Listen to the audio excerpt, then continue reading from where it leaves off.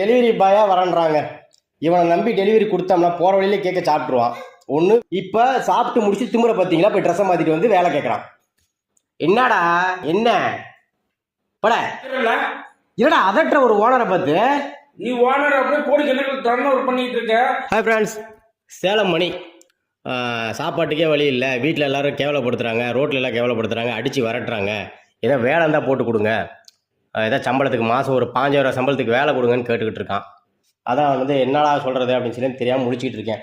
இவன் முகரை நம்பி நம்ம எப்படி வேலை கொடுக்குறது ப்ரோ? நானே ரொம்ப கஷ்டத்தில் வந்திருக்கேன் ப்ரோ. அப்படி ஒன்றும் தெரியலையே.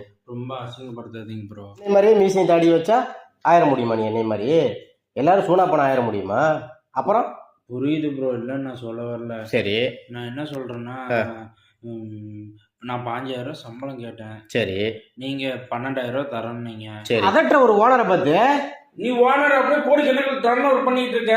நான் வந்து ஓனரை பார்த்து அதற்கு போடா வெளியே. பர்சனல் விஷயத்துல எடுத்து வெளியில விடுவேன். நான் போறேன்.